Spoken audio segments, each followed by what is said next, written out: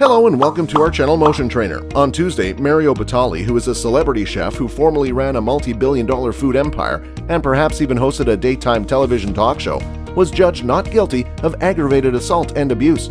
After a two-day bench trial, Judge James Stanton issued the decision in Boston Municipal Court based on evidence and testimony from Natalie Tene, 32, who claimed Mr. Batali tried to kiss and hold her during one late-night selfie shoot at a Boston pub in April 2017.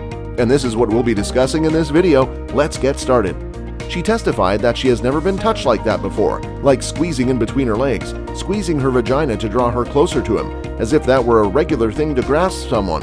To say Mr. Batali did not consider himself that splendor on the night in question is an understatement, Judge Stanton remarked. Ms. Tene, on the other hand, has serious credibility concerns, he observed. As the judge freed Mr. Batali, 61, he grinned and smiled. Ms. Tene sat inside the courtroom's rear row and exited immediately after the decision was announced. Mr. Batali did not testify, as well as his defense team did not summon any witnesses. He surrendered his right to trial by jury on Monday. He could have gone up to 2.5 years of prison and even had to register himself as a sex offender if he was guilty. Mr. Batali's attorney, Tony Fuller, said as much in closing statements that Ms. Tene lied for pleasure and she continued to lie for money, alluding to a case she had lodged against the chef.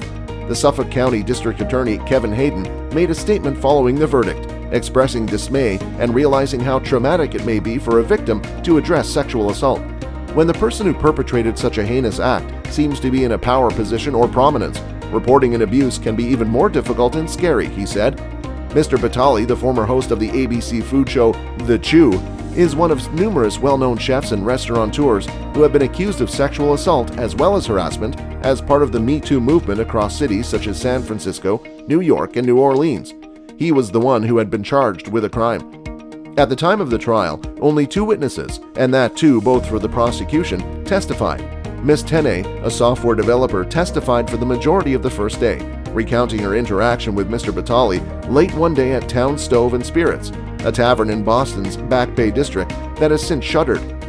She said that Mr. Batali noticed her secretly photographing him from a bar just a few tables away and offered to take a few photos with him. She testified that the unwanted kissing and groping began as soon as the photo shoot began.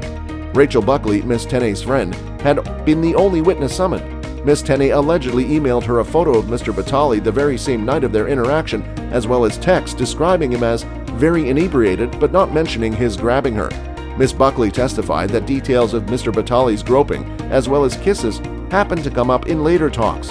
Ms. Tene's text conversations, which occasionally revealed her seeming casualness about selling the images or obtaining money from Mr. Batali, provided much of the evidence at trial. In addition, they disclosed instances wherein she faked to get out of a gym membership and the claims to be clairvoyant to escape jury duty in some other court.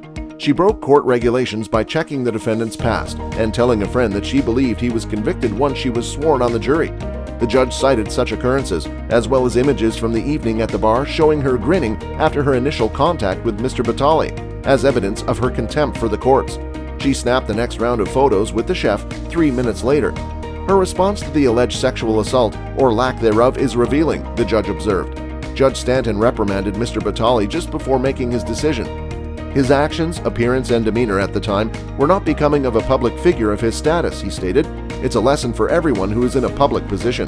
The photographs and texts were taken from Mrs. Tene's smartphone, which she was required to give to the authorities as part of the lawsuit she lodged against Mr. Batali in 2018, suing for damages for aggravation of emotional distress. Prosecutors and her lawyer both battled to keep her phone from being forensically examined. She never solicited for the kissing, the pulling, the touching, Ms. Bonelli added. She never asked for it, and she never agreed to it. She only wanted a selfie. She said that Ms. Tene would not have waited this long to see if the dispute had only been about money. Ms. Tene finally reported her experience to the magazine Eater when she realized other women were doing the same. Ms. Bonelli stated, "This wasn't an isolated incident. She and possibly others were victims of sexual assault. The 2 men, as well as the company that they once possessed together, paid $600,000 to be split along with at least 20 men and women who have been sexually assaulted while working at the Manhattan restaurants that closed permanently sometime in April 2021. So this is all about celebrity chef Mario Batali and him not being found guilty in his ongoing sexual assault trial. Comment and let me know what you think about this verdict.